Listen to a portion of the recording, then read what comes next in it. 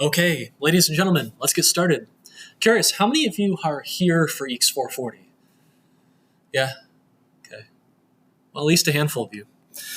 Okay, welcome back from spring break, and welcome to the second half of Project 2, okay? When we left off Project 2, we had done a lot of Unity programming together. Hopefully you're getting the sense that Unreal and Unity are not that different, even though the way that you do scripting is a bit different, the UI is a little bit different. All of these game engines are more or less the same, and you will get more of a feel for that as you work in more and more engines. So you are finishing up your Project 2, your P2 Alpha, and for that, if you recall, you have a lot of tasks that you need to get in. Remember, though, you only need them in a non-trivial fashion. You do not need to completely finish them, and you do not need to get every task finished, okay? But all of these red tasks, some of the tougher tasks, right? Orbiting controls, having to go and remember some basic trigonometry, right? The compass, the acorn, we kind of showed you how to do that one in class, right? Our previous lecture was spawning in acorns, detecting collisions between them and a squirrel. And so if you are having trouble with any of those tasks, be sure to go back to the previous lectures, okay? On Wednesday, you will start P2 Gold, which is your final P2 deliverable. And you'll get to choose what you make. You'll also have some additional time to go back and build anything you missed, fix any issues and stuff like that, okay? So this lecture will not be about diving deep into Unity. This is going to be a very short lecture on the topic of augmented reality. We'll be diving into the topic with a bit more detail. We'll be going a little bit under the hood to discuss how modern augmented reality works and kind of what problems and challenges modern AR faces technologically. So we'll be doing that in just a bit. Keep in mind, if you have not watched that Culture 3 assignment, the video, the film, was Ready Player One. So if you did not join us, you'll need to watch that on your own and write an essay. Make sure you don't forget to do that. It is due on Wednesday, okay? All right, so let's go ahead and get into it. I've got a company to show you. This is kind of an interesting company. This is a form of augmented reality that you might not be used to. This does not have a screen. This does not have a headset. This is augmented reality that does everything purely through your ears, your sense of sound. Can we convince people that there is a zombie right behind them if we only have access to sound? So this company named Six to Start has a fairly famous app, a fairly famous game called Zombies Run. And I think you might get a feel for it if I show you this trailer. So let's go ahead and take a look.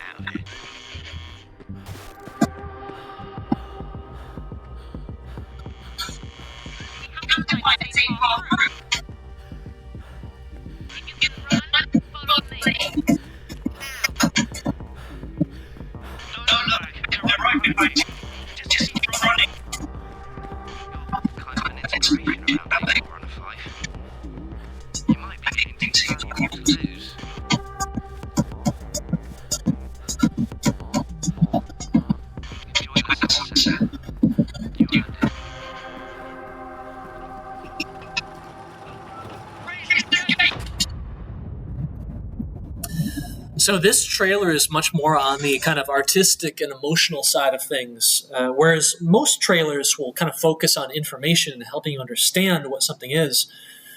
This trailer really just want to kind of give you vibes. I'll also say about this trailer, it's pretty impressive how they managed to create a 2-minute long trailer with tons of real-life footage moving through very busy cityscapes and museum areas and towns without seeing a single other person in it, right? Now, I think they messed this up once because I did see a human in one of these shots. One of the reasons they also keep the clips so short is because if they were to make these clips longer, there's a high likelihood that a human kind of busts into the view and kind of ruins the effect they're going for. But this is an application that is an augmented reality, basically zombie apocalypse game. It is, you might describe it less of a game and more of a story, okay? Let me see on the dedicated website. Transform your workout into adventure. This is a website that is much more informative versus the trailer, which is much more about vibes. 10 million users, okay? 10 million users, and how it works. Walk, jog, or run anywhere in the world. Hear your workout music through your headphones. If you're chased by enemies, you'll have to speed up. You'll automatically collect supplies to trade for trophies or buildings.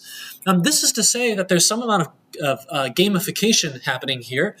And the mission of this team, they're trying to get you to work out. They're trying to coax you into leaving the house because you want to enjoy the next part of the story. Or by guilt-tripping you into getting the daily reward, right, by getting you out and running around. Now, when you are outside walking or running or jogging or whatever, they give you a story you hear from your ears. And the story is designed so that every 5 to 10 minutes, you need to do some running. Okay, there is some sort of event or zombie attack or something in the narrative of the game that you're hearing, the story you're hearing, that forces you to pick up your pace and maintain it and elevate it. In Seattle, I experimented with this, and basically what happens is they tell you a story, you meet some characters, kind of like if you're listening to an audiobook in your car, which many people really like to do. And on occasion, some event will happen, right? A group, the narrative, the protagonists will get cornered and surprised by a pack of zombies, and you'll need to run for a certain amount of time. You will hear them growing louder and louder, their snarls, right? Their movements. You'll hear them growing louder and louder in your ear, and that is a way to tell the player whether the game wants them to run faster or whether they can start to run slower. Eventually, if you run fast enough, you end up getting away, and the story continues and progresses, okay? So kind of an interesting way to do it, and apparently it's been very popular and successful. I didn't really stick with it myself, but a very high rating and a lot of ratings. This is the kind of success that can keep a company, a small game studio, funded, okay? It looks like they have also teamed up with Marvel, which is a little bit strange, to be honest with you. I can't think of any superhero whose main ability is just running away from things. That is typically regarded as not such a heroic thing to be doing.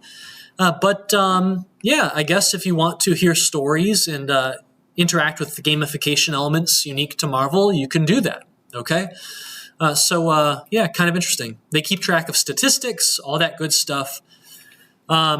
There are other apps, competing apps like Runkeeper, which will track your runs and compile stats for you over time. But this is certainly a much more gamified version of that. In any case, how do they make money? I couldn't really tell you. I think that, there's a membership you can buy. Okay, is this membership important? Does it do anything? Zombies Run membership.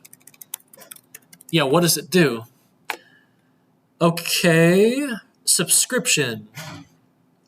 Fully unlocked 5K training, all 65 episodes and challenges of the walk. Full access to 500 zombies? I have no idea what that means. radio mode, storyline. So basically, you're only going to get a certain amount of the story unless you join and start paying for it, which makes some sense. It's unclear what else they would offer in exchange for payment. But yeah, an interesting company. And just another reminder that augmented reality is a very, very broad term. It can be anything you want it to be.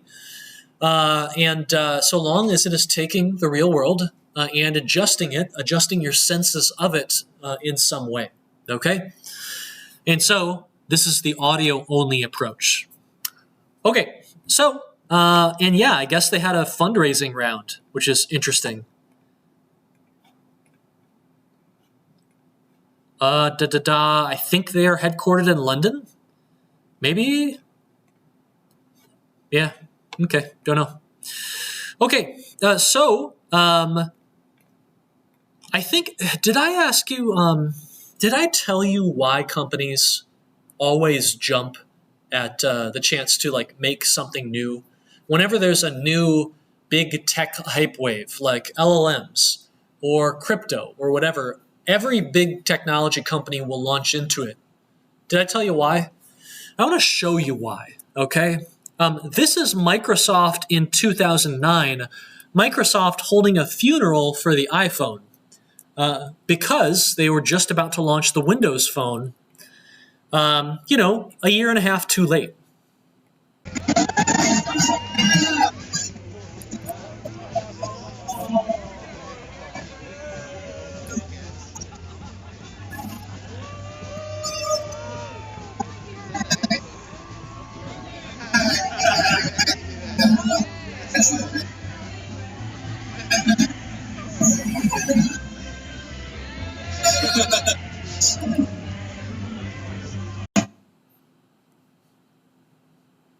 How many of you have Windows phones in your pocket right now? In my basement, I have a bunch of them. You know how much I paid for them? Nothing, because they're worthless, and they were given to me for free to tinker around and experiment and open up. Okay? Literally giving away Windows phones for free. No one wants to be Microsoft circa 2008. Okay? The company that dominated Windows, desktop operating systems, completely and utterly missed the boat on mobile operating systems. They didn't even come in second place. They're doing a funeral right now for the iPhone, but their real competition was someone else, right? What was their actual competition?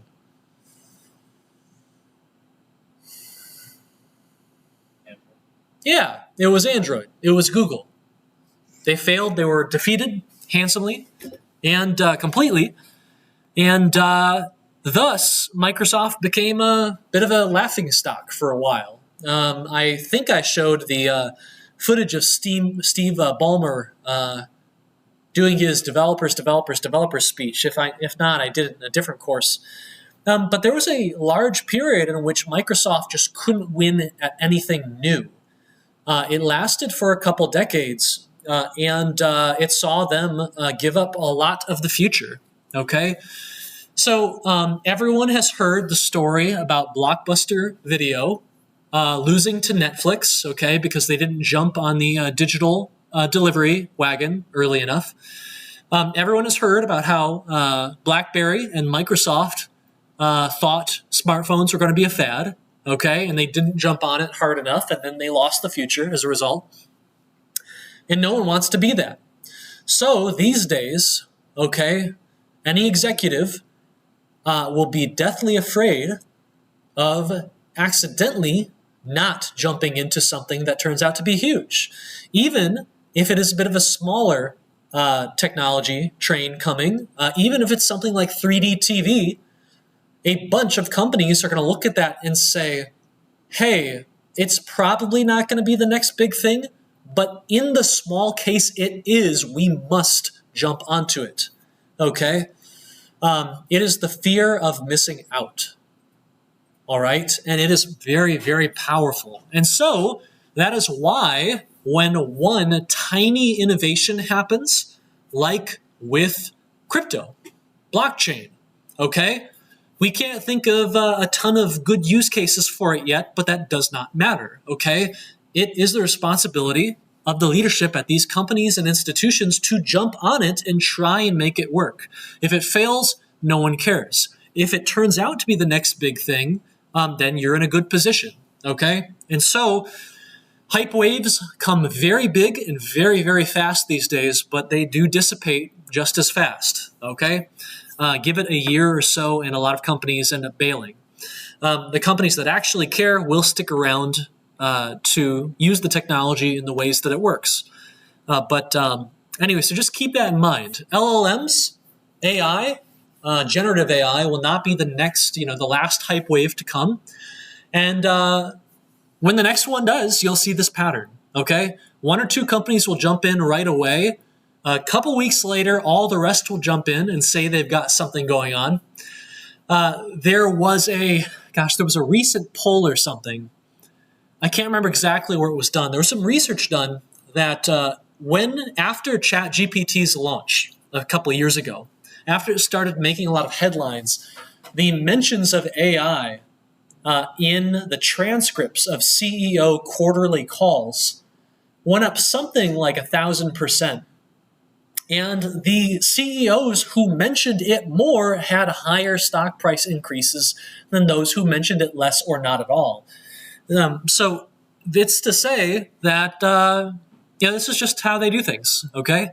And you can be cynical about it, but it's interesting to understand why, okay? People who have ignored small-looking advances in the past have been completely buried when they got unlucky. And it turns out that a new Apple device is actually the future of computing, okay? So just keep that in mind.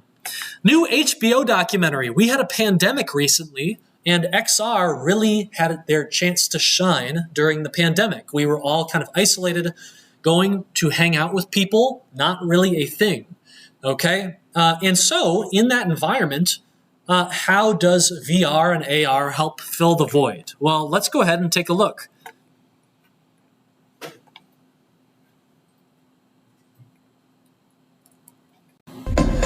Making friends here is sometimes what saves people's lives, or what gets them up out of bed in the morning.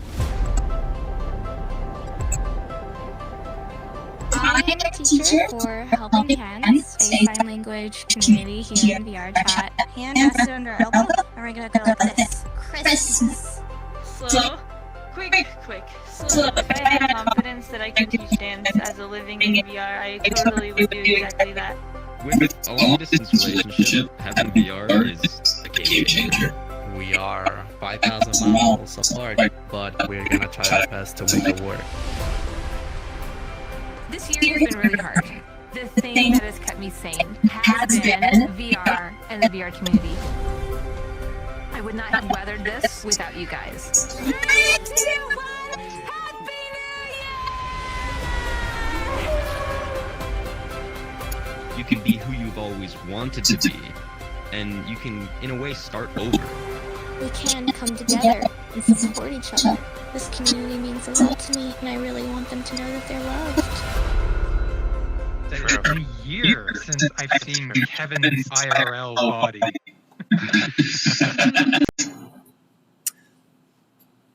Mr. Zuckerberg has a competing technology. So what you've seen here is a software called VR Chat. Has anyone used VR Chat?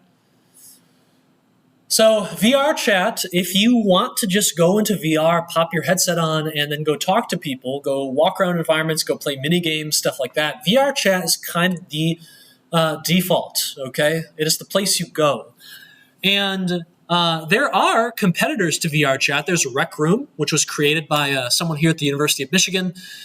It was Mark Zuckerberg created his Horizon Worlds, his big attempt to create something very similar.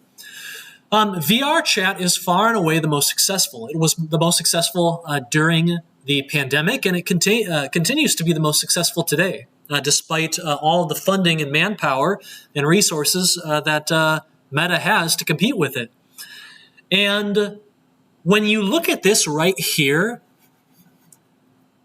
when you look at this right here, you've got a good hint as to why VR chat is so successful. A quick anecdote. The first time I ever played VR chat, I didn't really know what I was doing. I just chose a random map, and it happened to be a club. There wasn't really anyone in this club. I was having fun just kind of walking around and admiring the environment. I started to hear a bunch of people on the second floor. And I kind of, moved up to the second floor. I'm kind of walking around, and I peek into the room, and I see a bunch of people in furry avatars doing things that I can't describe to you, okay? Because, we're at a university, but also we are being recorded.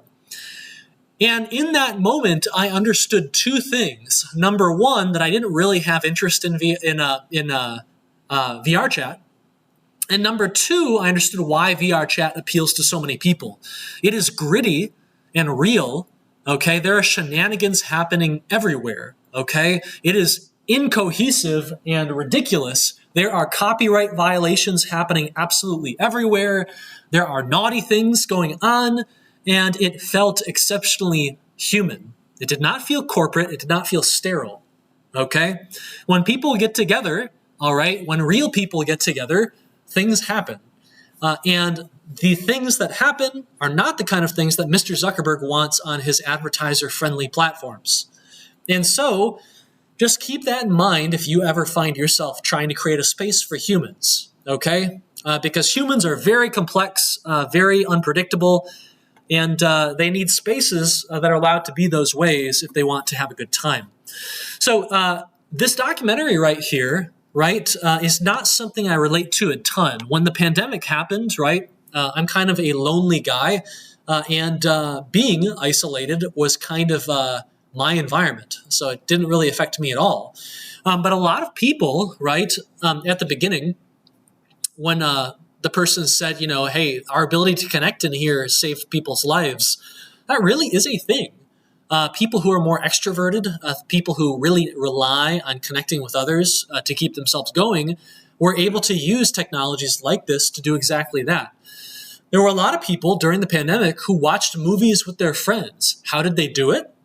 They would either go into VR or they would go into a kind of a browser window-based version of this, and they would go into a theater, and they would actually, a virtual theater, and they would all click the YouTube start button at the same time. And on the voice chat, they'd all be able to comment and make fun of the film and have a good time together that way. So this seems very cheesy, but I think to many people this is very, very real, okay? And definitely worth paying attention to.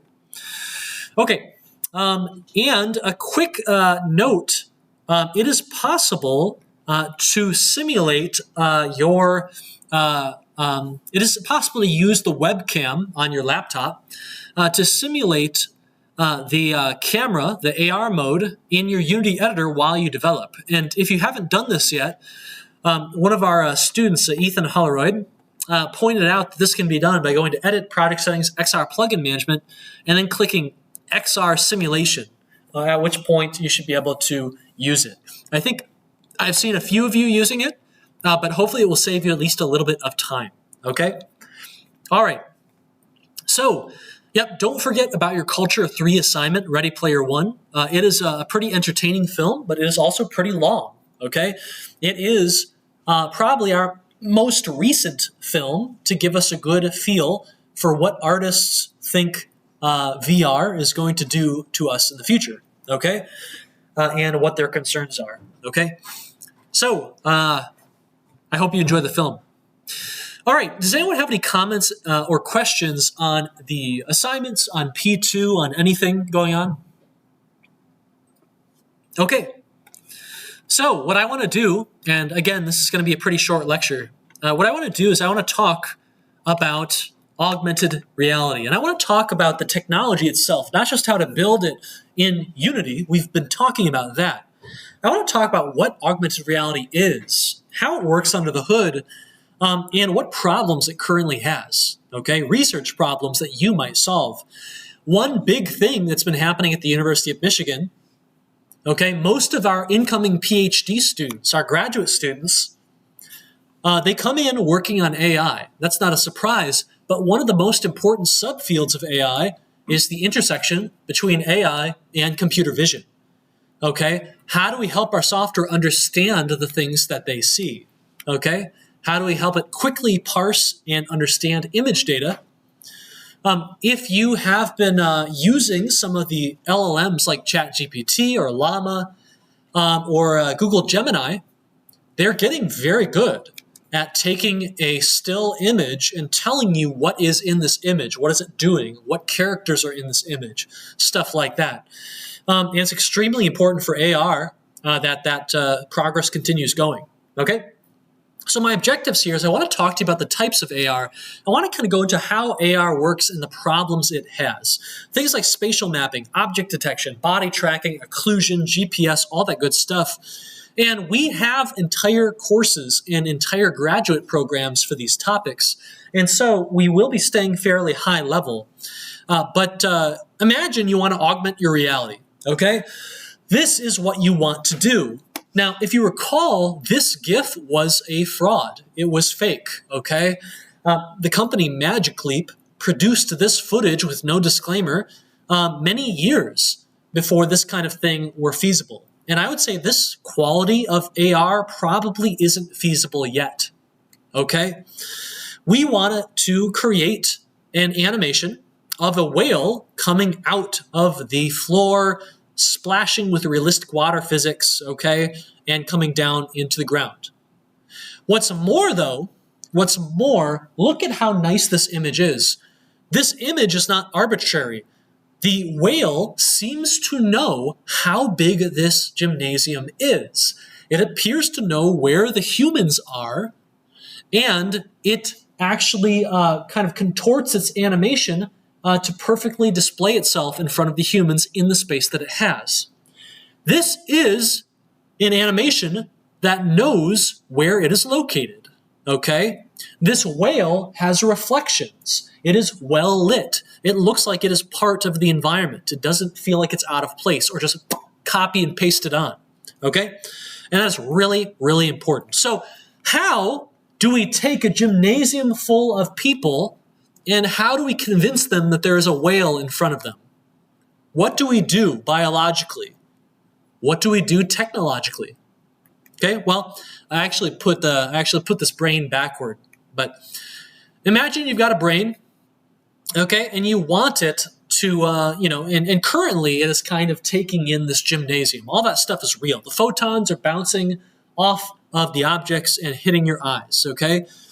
The question is, how do we make a whale be there? How do we sub in a whale, okay?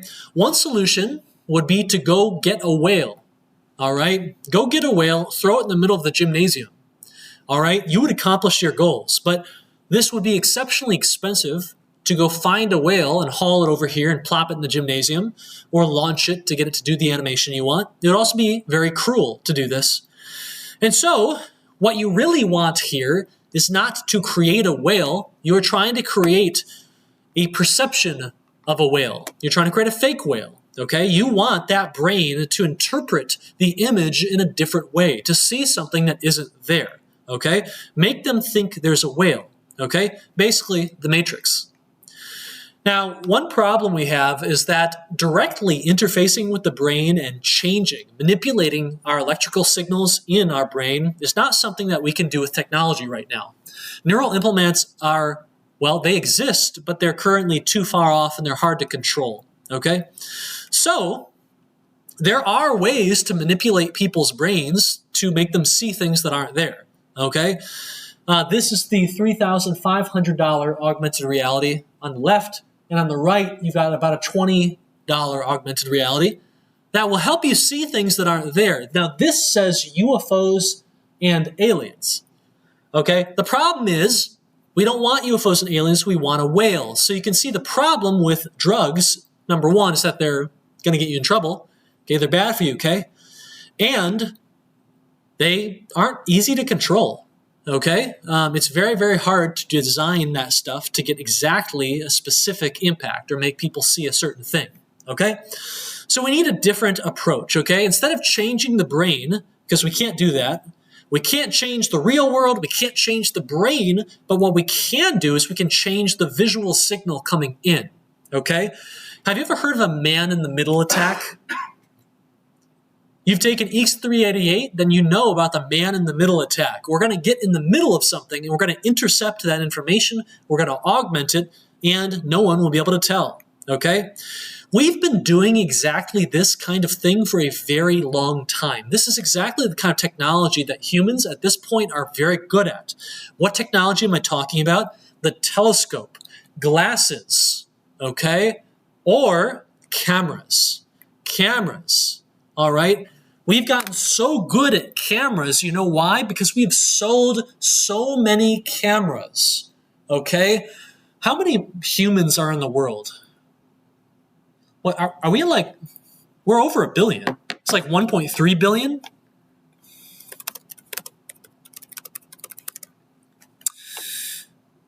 No, that can't be right. 8 billion? Is that real? 8.2 billion. Oh, 1.3 billion, that's China's population. Okay, I got the numbers mixed up. 8 billion people. Wow, that is a lot. Okay, and the default assumption is that most of those 8 million people are going to need one of these devices simply to exist and interface with the real world. Every one of these devices has at least one camera. This one has like 3, okay? And thus, we will be building a lot of cameras, and we will get very, very good at it, okay? All right, so here's what we're going to do, all right? We will no longer rely on your eyes as the main method of getting visual information. We're going to man in the middle attack your eyes. We're going to put something in front of them that will take in information instead, and then it will output information directly into your eyes. Thus, we now have something in the middle. Okay, we don't have a man in the middle. We have a headset in the middle. Okay, we have a CPU and a GPU in the middle, all right? And so this headset is where we're going to be able to copy and paste that whale in before then feeding the photons to your eyes, okay? So what I want to do right now is I want to focus on that little part there, okay? How do we build a headset that is really good at taking information in, okay? How do we collect the image data? Well, inside-out tracking for VR, if you recall these devices, the Oculus Quest, the Vive Cosmos, they were special because of these things right here. I think these just look super cool, right? They're all glassy. They kind of look like mechanical eyes. It's pretty cool stuff. Okay, they're cameras, okay? But they're special kinds of cameras. In the beginning, they were cameras that didn't do a whole lot, okay? They were used just for movement. These cameras are grayscale. If you put on the old versions of the headsets we used to have in here, you could see AR, but everything would be gray and very low res, okay? They were grayscale because the only thing they really need to do is detect how an image is changing, right? Because these cameras would be the things that tell you whether you're translating through 3D space or how you're rotating through 3D space, right? Your 6 axes of movement. But we've got these amazing cameras, so what if they weren't so crappy? What if they weren't just grayscale? What if they were high resolution? What if they were color? Could we then use them for something else? Okay? And the answer is absolutely yes. These devices in here, in this room in front of you, these Meta Quest Pros, were some of the first devices that had cameras with full color, okay, and relatively high res, at least compared to the competition. These cameras not only use the image data to figure out how you're moving through 3D space, they also feed the camera image data through the device, allowing it to be manipulated, and then through the lenses to your eyes, okay? You can see in this ad right here, one of the big selling points is you can use this AR mode to draw people in real life, but draw a digital painting of them, okay? So that's kind of neat.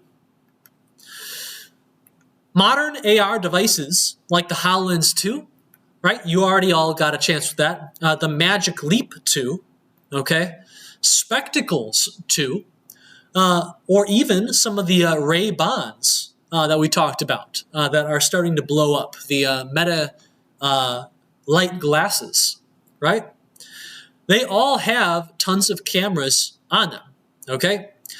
If you look at the iPhone, the latest iPhone devices, the latest smartphones, they have so many crazy things going on the back, you can hardly believe it. How many different devices do they have on the back here? One is really small, okay? What do you have? You've got 3 cameras, okay? By the way, why do you want to have 3 cameras? Why is having 2 cameras better than 1?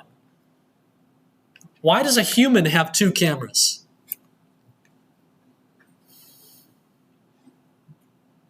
Do you recall what the value is? You know, it's nice having a spare in case you get poked in the eye. But why is 2 the magic number when it comes to cameras?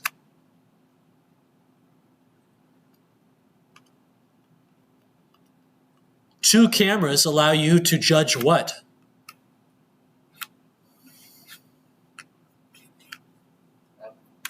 Judge what?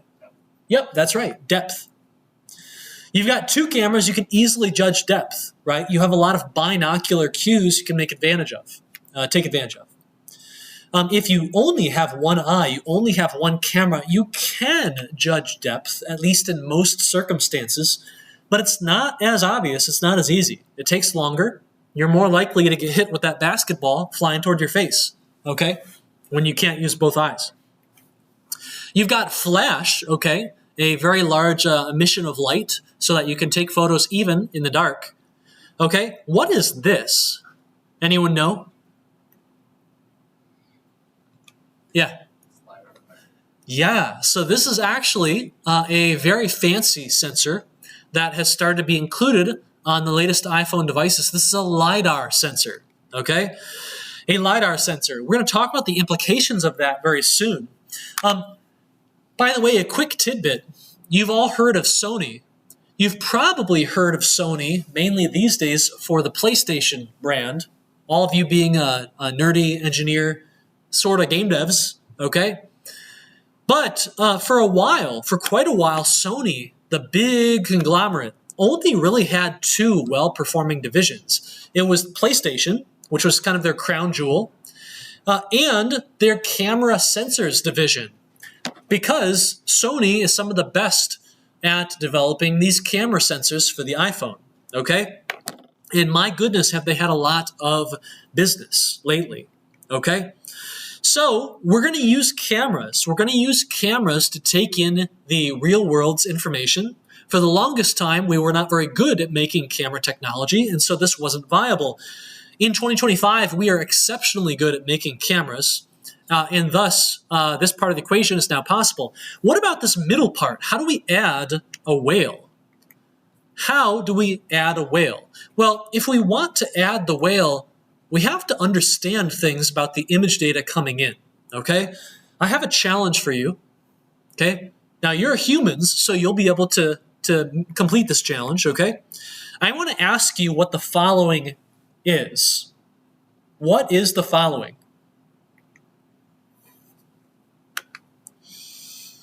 You are a human, so you'll be able to deal with this question very easily, very quickly, okay? Even the best LLMs with image recognition tech, they're kind of slow at this. They can do an okay job, but they're kind of slow, and they mess up. They mix things up. They completely ignore certain details that a human will not. What is this right here?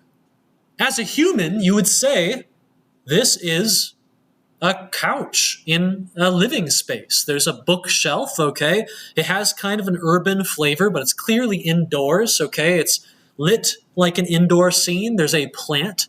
Everything is nice and cushy and warm. We've got a nice carpeted floor with a rug on top of the carpet, okay? It's a very kind of warm, inviting scene.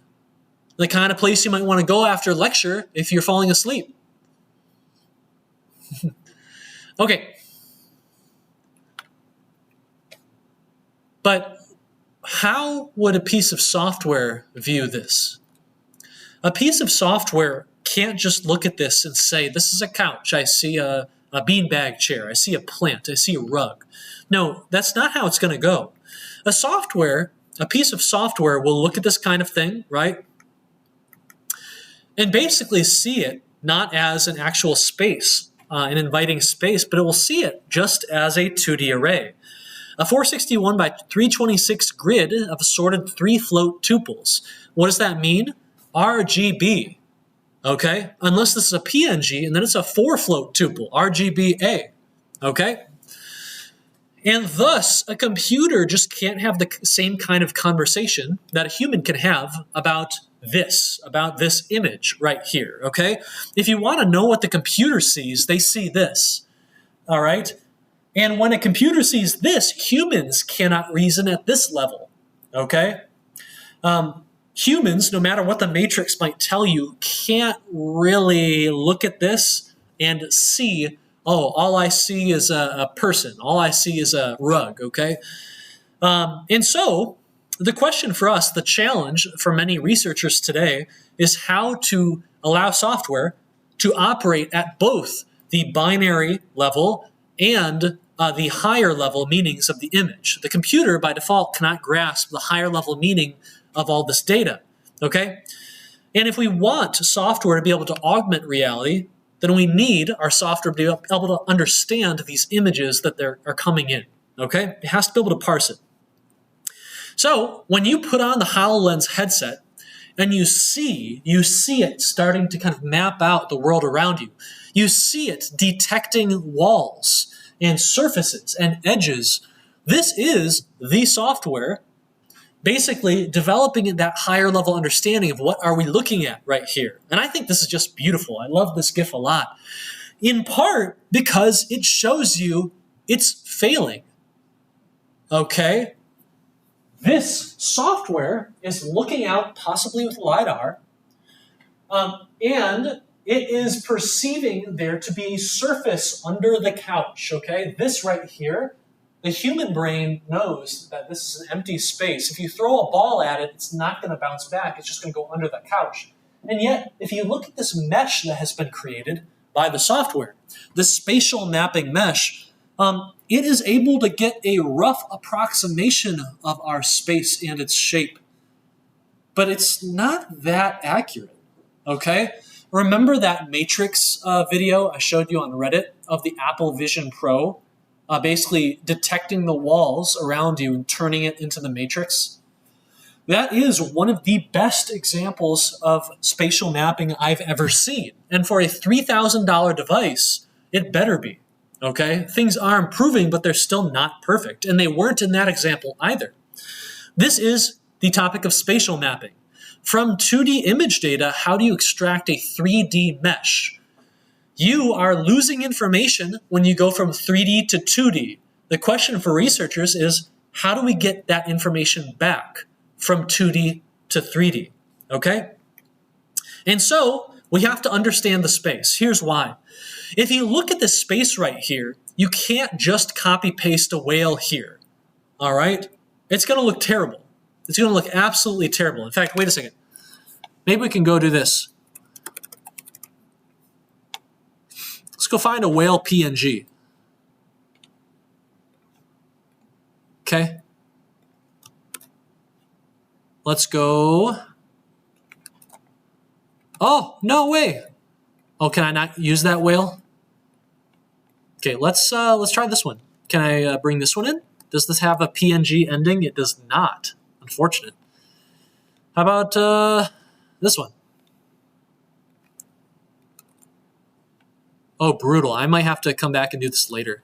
Yeah, that really stinks. Actually, can I just download this?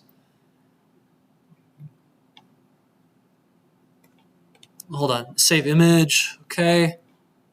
Good. Okay, open this up. Let's go right here. Let's go to upload. Okay. This is the magic of ShareX if you've never used the tool. Here we go. Okay. Oh my gosh, and it has the awful background. Okay, forget about it. I'll fix it later.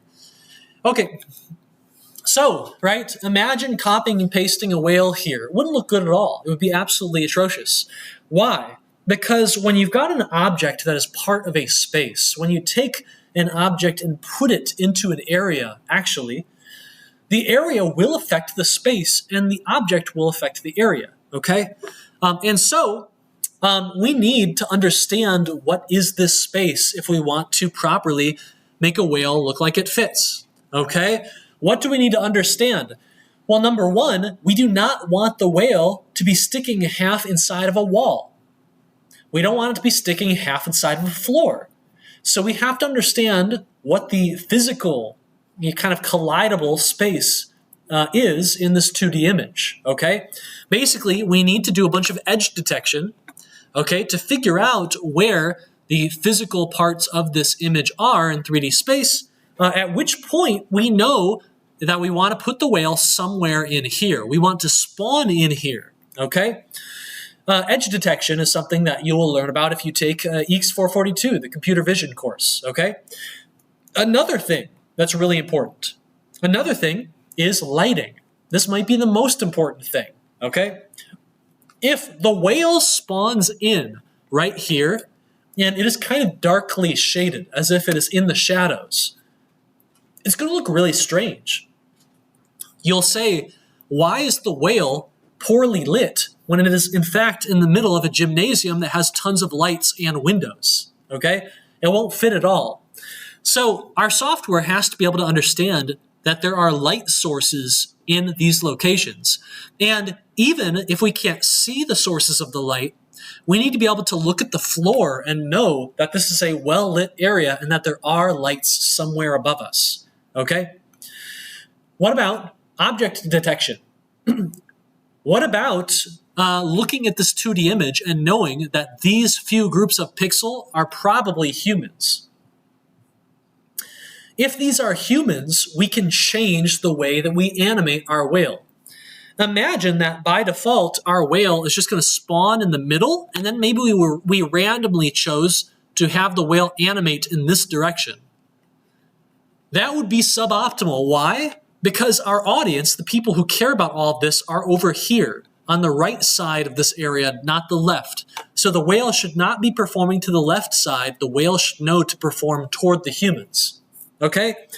And all these decisions, right, can be made optimally if we understand the space here. A film director can look at this image and can tell you exactly how they want to shoot this image for the most appeal. A piece of software hasn't the faintest clue. Okay, it just doesn't have this information. It can't look at these pixels and decide that they're humans. Okay, it can try, and it's getting better. This is image segmentation. You're breaking up different parts of an image into its most interesting pieces, and then you're detecting what is there. Okay, and so that works. Okay, and if you can do all these things, then you can actually create a convincing animation of the whale. And this right here is what many investors, many people thought Magic Leap had solved, okay? If you can create an effect like this, then you're way ahead of the game. In fact, you're 10 years ahead of academia, okay? But it was fake, okay? And fraudulent. So yeah, this footage was faked by Magic Leap. These problems haven't been perfectly solved yet, but they are getting better, okay? So anyway, spatial mapping from 2D image data to a 3D mesh. Modern AR devices like mobile phones, okay, they have that third thing up there. They have that LiDAR sensor. LiDAR is extremely useful for gauging depth, okay? One of my favorite images, this is a GIF that I'm actually using to advertise the new EECS 298 course. This is, maybe it'll come through. Yeah, I don't know if I'll be able to. No. Maybe it'll work in Firefox? No? Is it just dead? Yeah, I think this person deleted the GIF, which is a shame. So what's up? Oh, Twitter's just down. That's just Twitter. That's okay, because I have a copy of the GIF. It's sometimes said that anything you put online is permanent. This is absolutely not true in the slightest. So let me see here. Yep, there you go. So right here, this purple fire hydrant, you've got footage of an iPhone application that is using the LiDAR sensor to kind of look out into the area and figure out the 3D shape of this object, okay? The result is actually completely amazing. It's not a very good result, but for the time and expense involved, you don't have to buy expensive equipment. You don't have to take all day to scan it from multiple different angles. No, you just take your device and you're good, okay? And you can then import this mesh into any game or film you want. Now you can look, it's a bit incomplete, but it has also not just done the geometry, it's also captured the UV. It's captured the texture of the object. And so it looks very convincing. And as this improves, it's going to be a bit wild, okay? It's going to be a bit wild to see what people can make. But in any case, this is done doing LiDAR with the device on the back of the iPhone, okay? So this is laser or light detection and ranging, okay? It's kind of like radar, but it doesn't use microwave. Well, it doesn't use waves, electromagnetic waves. It uses, well, unless you consider lasers and light electromagnetic waves, which you probably should. But it doesn't use radio waves. It uses lasers, okay? You've probably seen these devices if you've ever seen a autonomous vehicle drive by. Have any of you seen this? I remember when I went to California for the first time in, well, it wasn't the first time, but in 2014, all around Mountain View, Menlo Park, Redwood Shores, they had cars like this with these strange devices on them. And these sensors are LiDAR sensors. If you walk around Ann Arbor, you will see May Mobility vehicles doing the same exact thing. And they are shooting out lasers in kind of a 360-degree radius, and they are trying to figure out if anything is approaching, okay? This is how it works and what it looks like. You've got this spinning device that kind of redirects a laser around, and this device, right, will basically detect when the laser has hit anything and where it is.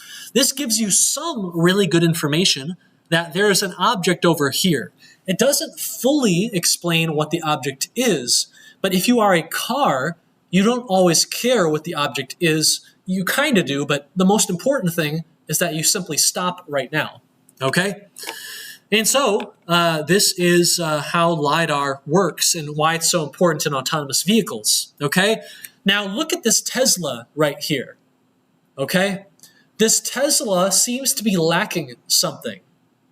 It has a form of autonomous driving, but what does it not have?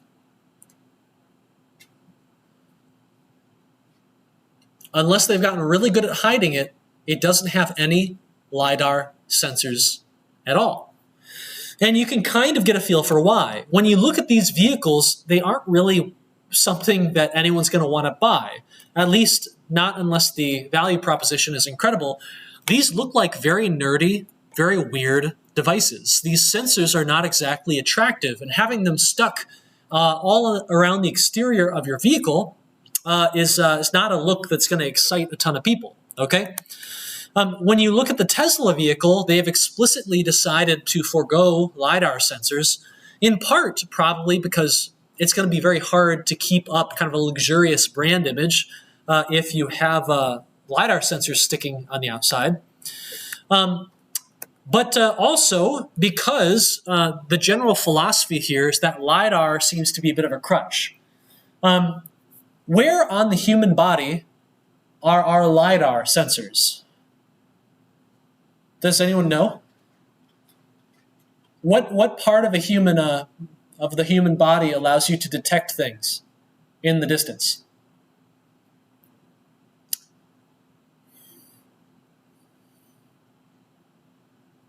for the longest time, people have kind of on the fringes of the internet have talked about this idea that humans do have an extra sensory mode to them, right? If you put special human beings on one side of a door and then you flash cards on the other side of that door, the human being will be able to tell and figure out what the card was. These have universally throughout history been scams, just meant to bring in gullible people and make money, okay? Humans do not have LiDAR. We do not have LiDAR, and yet we don't really have problems getting around and judging depth. We use our cameras. We use our two eyes. And so the Tesla philosophy, as it currently is that LiDAR is a crutch, and we should be able to get away with cameras, okay? And the Teslas do have a lot of cameras on them, on their exterior, okay? And so this is an example, some footage of what a Tesla car sees when it is trying to autonomously drive. What information does it get from all of those cameras, and what does it learn? What does it see in them? What does it miss? I really love this footage. This is super, super fun to watch.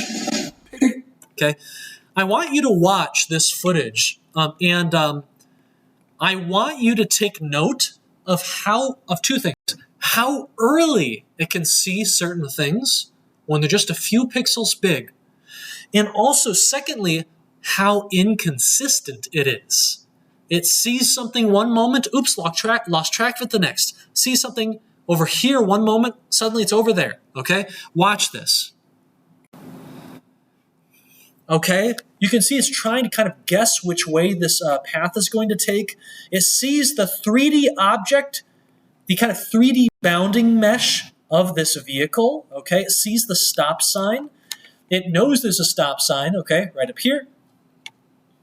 Okay, I don't know what these blue squares are. Okay, very busy scene, okay, in a downtown, okay?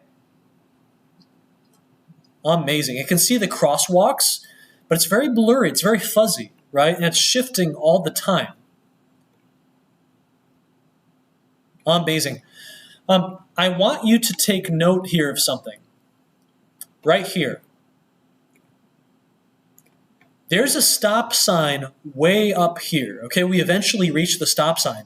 I want you to take note of how early the car sees the stop sign. Watch this. When it's just a few pixels big, the vehicle has detected that there exists a stop sign up here. And then it loses track of it and gains it back.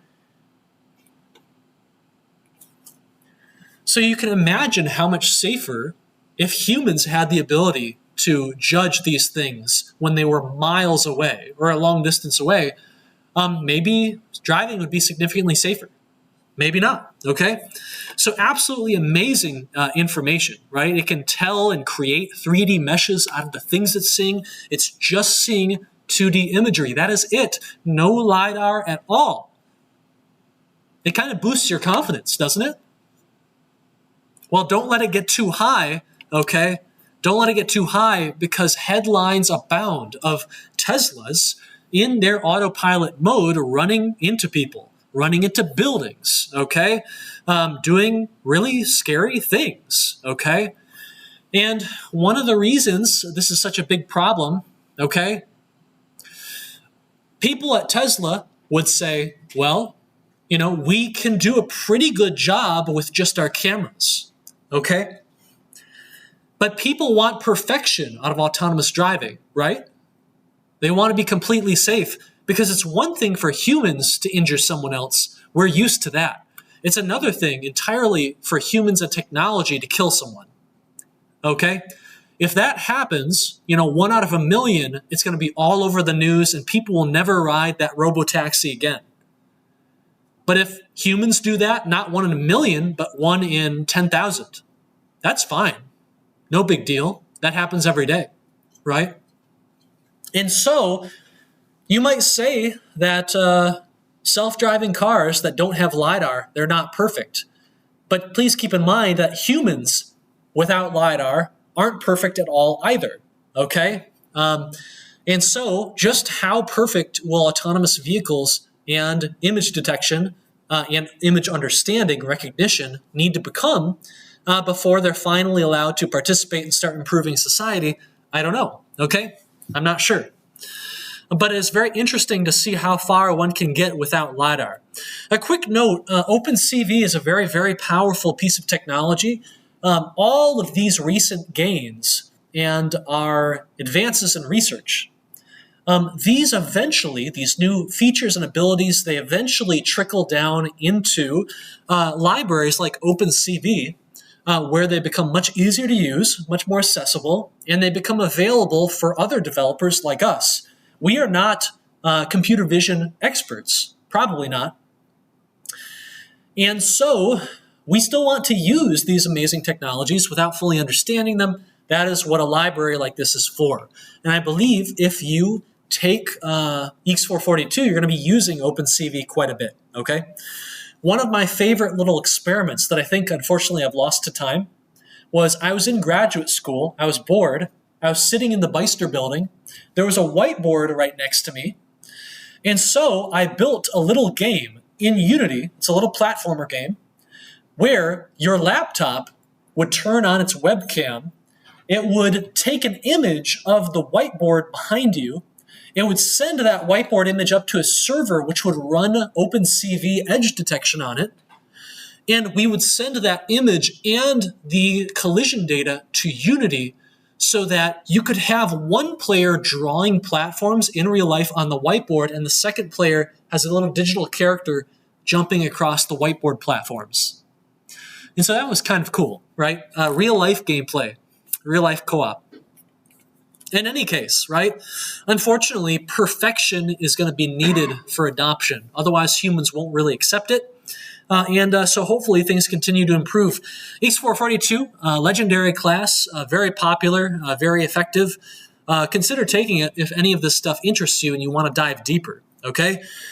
Augmented reality has a lot of problems and a lot of cool features it's dealing with. I'm going to go through several of those and how they work, I think when we come back from our break.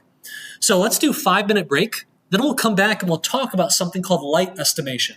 How do we figure out where our lights are from a 2D image so that we can apply them realistically to a 3D source inside of that image, okay, or a 3D object inside of that image? Okay, I will see you in 5 minutes.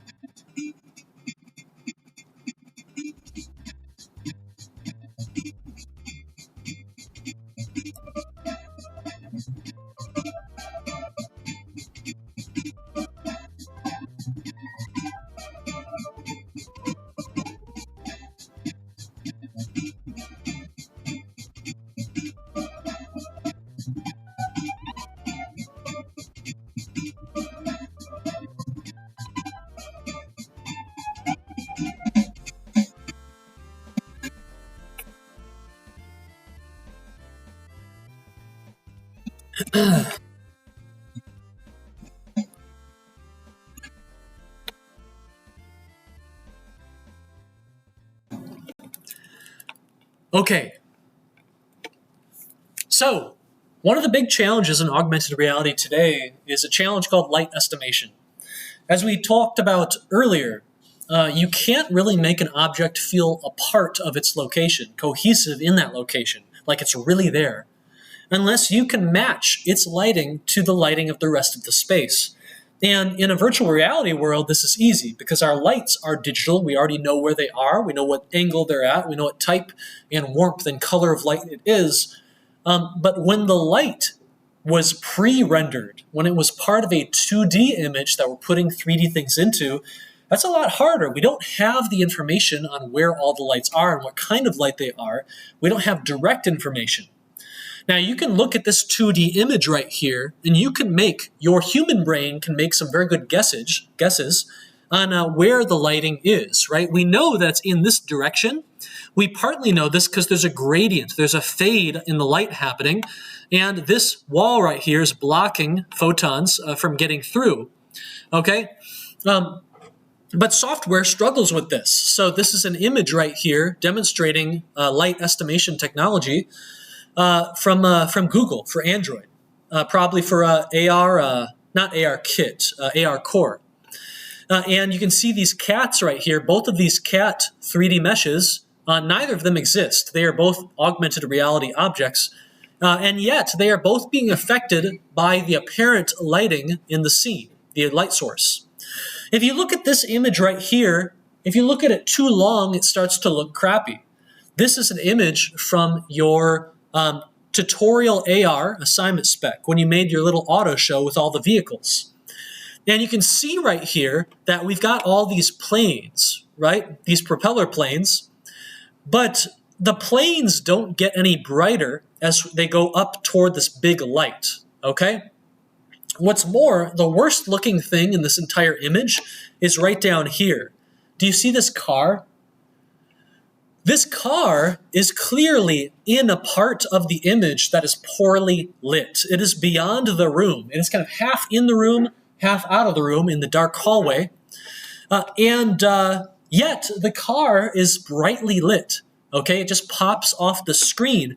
It doesn't look like it is in this environment as a result. No one would ever think this is a toy car because toy cars, they are actually real and they reflect their light sources. So this car looks terrible, okay? No one's ever going to believe that this is real, okay? And this plane up here is probably not bright enough. It's right next to that light, and yet it's not really reflecting the light, okay? Here is when you do things much more effectively. Now, it's not perfect. You can still tell that this rocket doesn't really exist, but it fits into its environment vastly, vastly better, okay? In this leftmost image, you can see that there's a lot of light coming from the sky in this direction. And if we were to look at this spaceship from the opposite direction, where photons won't really hit it, then it's going to be shaded to be much darker. You can see on this other object right here, I'm not sure what this is in the railing, but this side of this object is also darker, whereas the top of the object is not nearly as dark. Likewise, the top of the rocket receives a lot more light than the backside of it does as well. What's more, the shadow right here, the shadow here sells it as well. The software can tell that there's a light source way over here in the background. Now, one problem is that this shadow looks fake. Why does it look fake? It's in the correct direction. The shadow looks fake. Why? Here's how you can tell. Compare the shadow coming off of this object right here. How does this shadow look different than this shadow?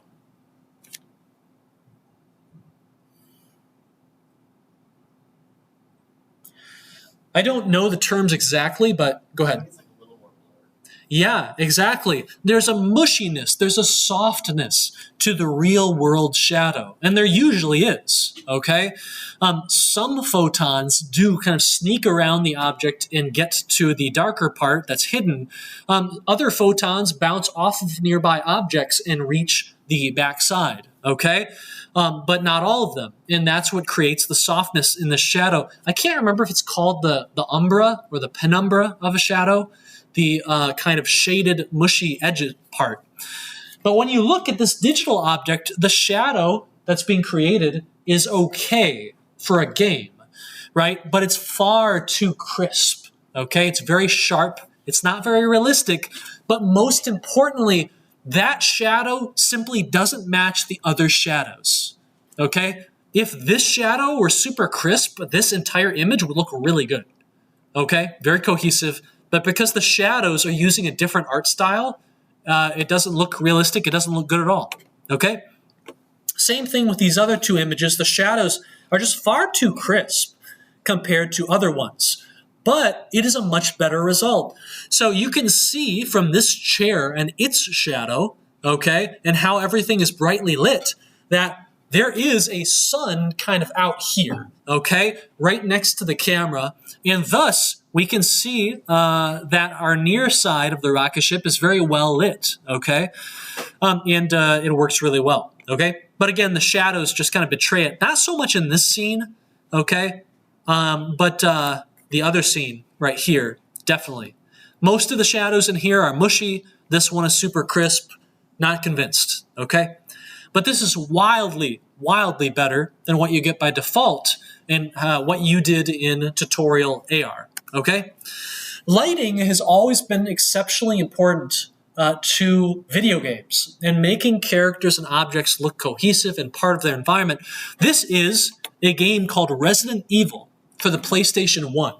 Now, on the PlayStation 1, we had lighting algorithms, but we couldn't run them in real time, 60 frames per second. Okay? So what they usually did was they would pre-render a lot of things. They would pre-render their backgrounds.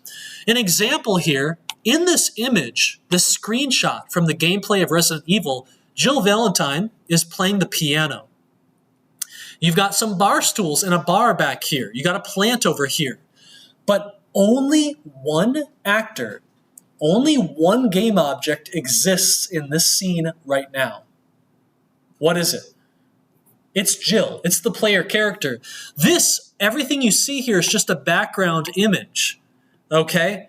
These objects don't really exist, and you certainly cannot move them, okay?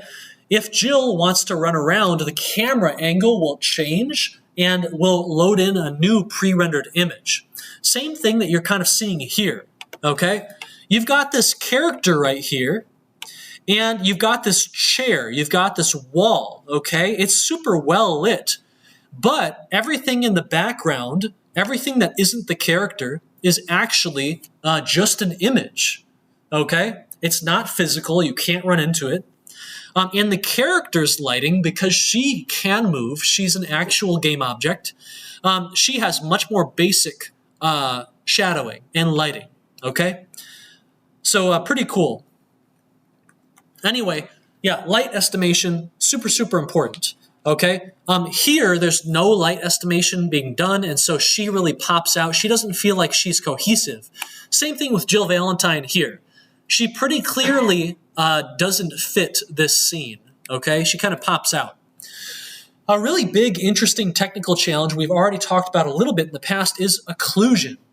So here's an AR app that shows you manipulating all these kind of planetoid objects. You can rotate them, you can move them around, translate them, you can scale them. But when you look at this GIF, does your brain hurt a little bit? When I look at this GIF, my brain starts to hurt, like something is not quite right. And you might be able to get a sense for what the problem is if you look at the hands. These hands are meant to be grabbing the sides of the object, but they're always behind the object instead, okay? You would think these hands, or at least part of the hand, would be in front, like the thumb would be in front of the object and the fingers would be behind it. But no, at all times, the hands are always behind the object, okay? And that's because this software is not capable of occlusion, okay?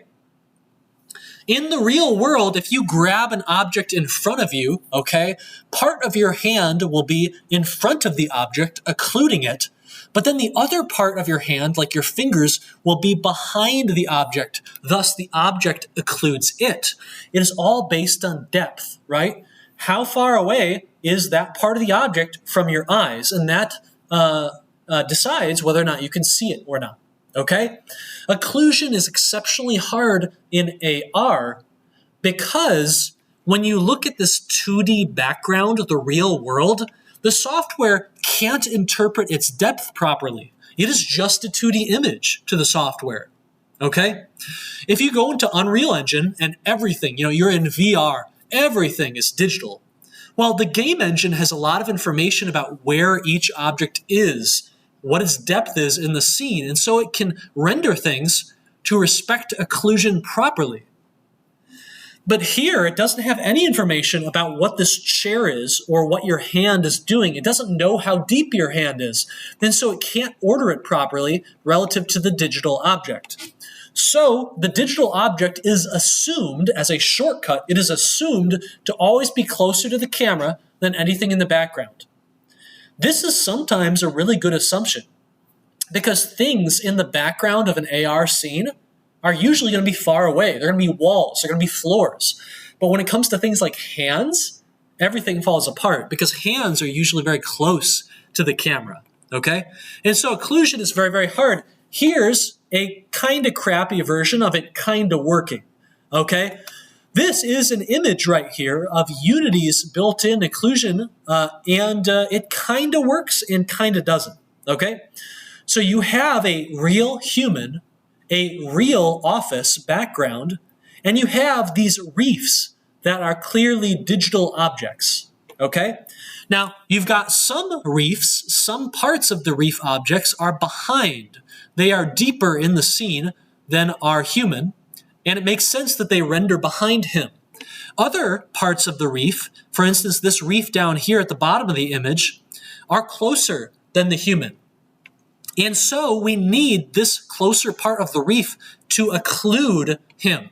And it does. You can see that it partially occludes his shoe right here, which is really great, okay? I don't like this image all that much personally, but I think that it demonstrates that they are making progress here. But it is not a perfect effect, okay? Look right here.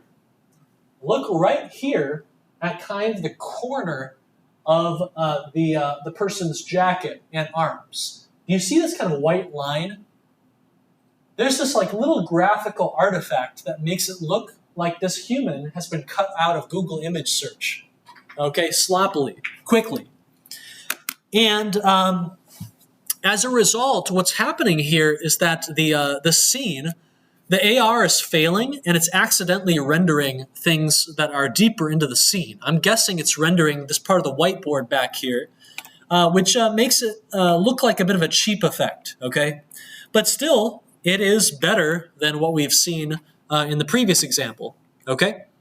Yeah, so something is wrong there. Something's messed up, okay?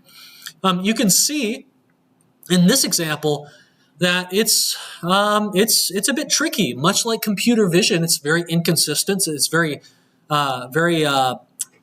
skittish. It's very jagged. Okay, it kind of mostly knows where your hands are and what should occlude the background, but it kind of gets a little bit confused on the edges. Okay, and it skips around a ton.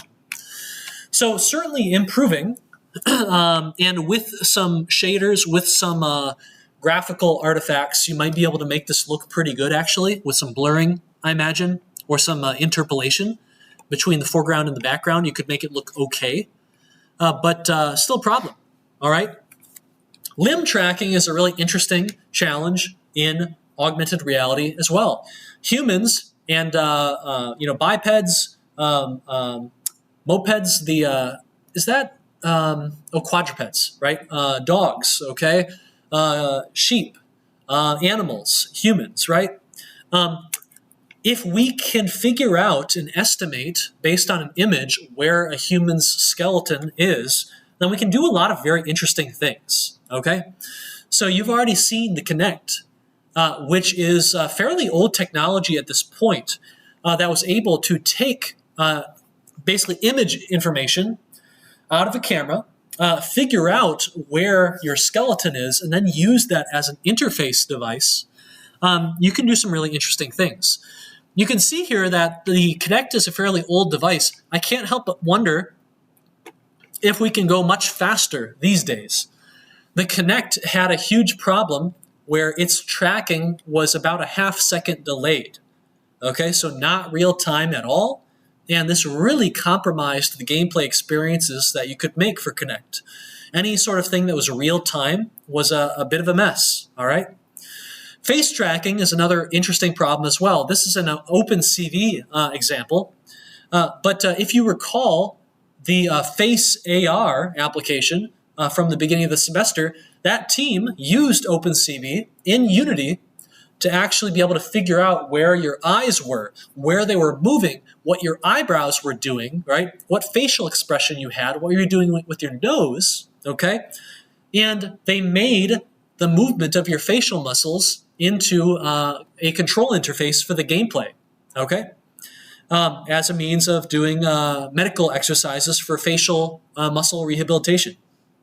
So really, really cool stuff. It can also be used very artistically as well, because if you can detect what someone is doing with their face, you can do some really artistic things.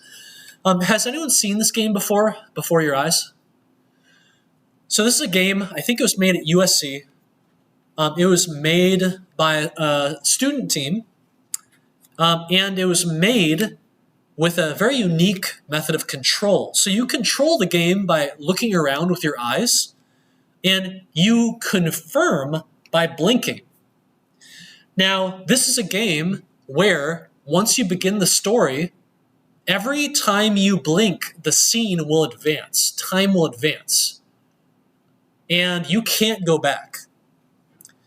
So, this is a very unique instance of a biological game mechanic, a biological timer, because you can try not to blink for as long as you want, but eventually you will be forced to blink by your own biology, at which point you'll be forced to advance the story, okay?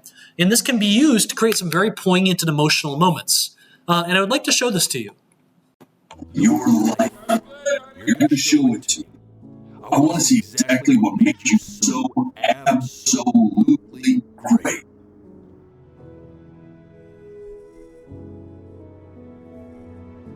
If you understand what I'm saying, look over my hand here. Just think back to the very beginning. The first thing that you can remember.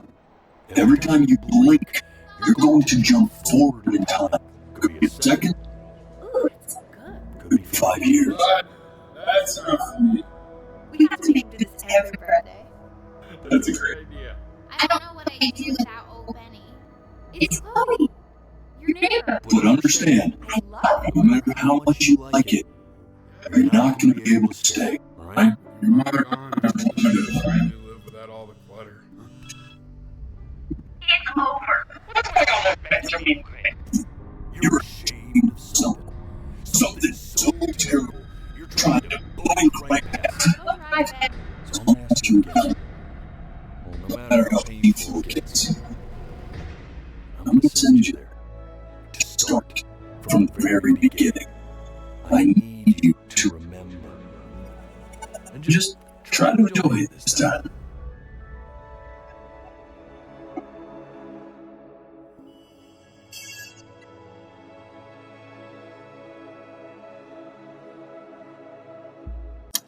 So this is another example, and this is more of a 494 idea. But constraints are exceptionally important when it comes to game design. Any game where you can do it all, the everything game. It's never been made, and if anyone ever does make it, it's probably not going to be very good.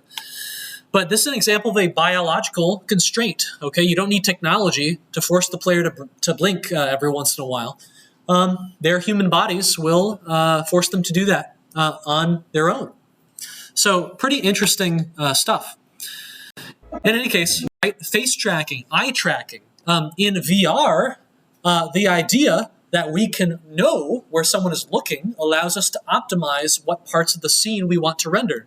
Because if someone is not focusing their attention there, if their pupil is not pointed to that part of the scene, you can get away with rendering it at much less fidelity, okay? So is that called foveated rendering? I can't remember. But pretty interesting stuff. So types of AR, okay? And this is the last thing we'll talk about, and then we'll finish up. Everyone looks like... I didn't ask how your spring break went, but given how tired everyone kind of looks, I'm guessing partying, maybe? Some travel, okay. I got the longest sleep I've had in a long time last night, and I feel more tired than ever. So I'm not sure. The mechanics of sleep and how it works. Don't know. Okay, I need to be friends with more biologists. That's what I'm thinking. Okay, types of AR, right? You are very familiar with this type as of now, right? Mobile AR, okay? But we also have wearable AR, and sometimes I call this optical AR. And we also have pass-through AR, which is the new kid on the block that looks to be taking over. And when it comes to mobile AR, you're kind of familiar with some of its benefits. One of the reasons we use it in this course is because it's so accessible. It's so easy to get. Almost everyone has a smartphone that's capable of it. Okay, it is cheap, it is accessible, it is non-bulky. You are going to carry this device in your pocket anywhere you go, okay? However, it has some horrendous drawbacks to match with these advantages. It has a very, very limited field of view. You simply can't see much of your reality except for this small little window that we have, okay? It also has very limited processing power. Your mobile phone has some very impressive hardware in it, but it is still limited by the battery that it has to run. It is still limited by the space that it has. You can't pack an entire NVIDIA, RTX 5070 graphics card into that small of a space, at least not yet. Also, something you might not think about is that it consumes one entire hand, at least, and sometimes two. When you are using mobile AR, you cannot be using both hands. And that is a huge problem, okay? It really restricts the kind of experiences that you can make. With wearable AR, you have some great benefits. It leaves both of your hands free. It is slightly bulky, but not too bad. The HoloLens headset is not a huge pain to wear. Okay, it doesn't look great, but it's fine. And it utilizes your real vision. So you are getting the most crisp results possible.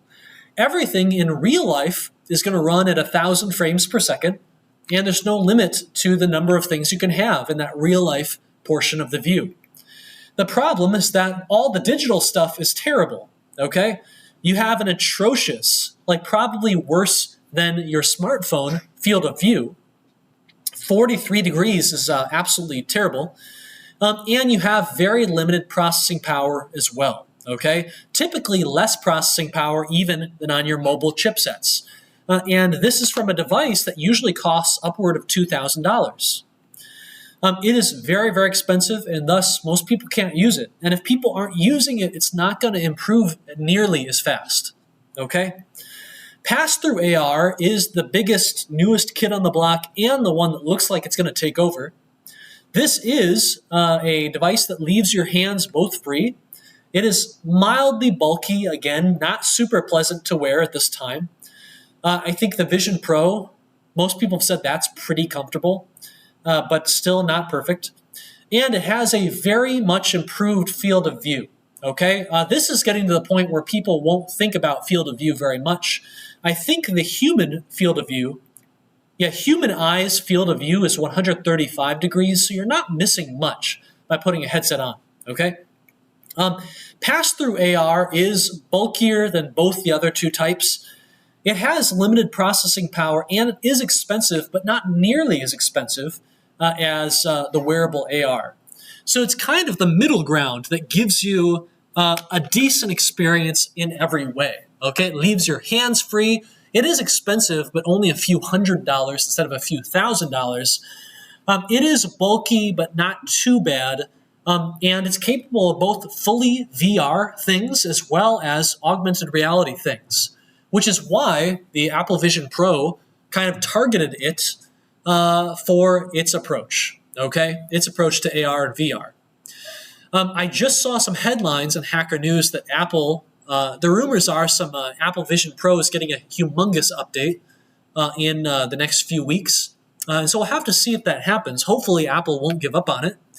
And if they can somehow get the price down, perhaps by removing the exterior monitor, which displays your eyes, then who knows what could happen, right? At the very least, it might become a viable competitor in the gaming space to what Meta is currently doing, which would be, something at least. Okay? But anyway, the field of view is really a huge downer. The only approach currently that comes to an even acceptable place is pass-through AR, which is probably why it's going to win. That and cost.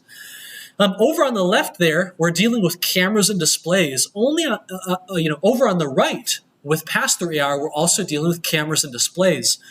We are super good at creating cameras, and humans are super good at creating displays. You know what they're really not good at yet? We're not good at using the kind of optical projection-based AR that the Microsoft HoloLens uses, okay? This HoloLens device is using a very special kind of display that has to be able to capture light, okay, that you project onto it, but also allow you to see light coming through the other side. So it's kind of like a one-way little visor, one-way lens, and we're simply not very good at any of that yet. It's not very common. It has existed in the past, right, projection, but the result here is that the HoloLens 2, was recently discontinued. Microsoft said, hey, we don't really see a future right now for HoloLens and its approach to AR, and so they're getting out of the game. What did we say at the beginning of our lecture?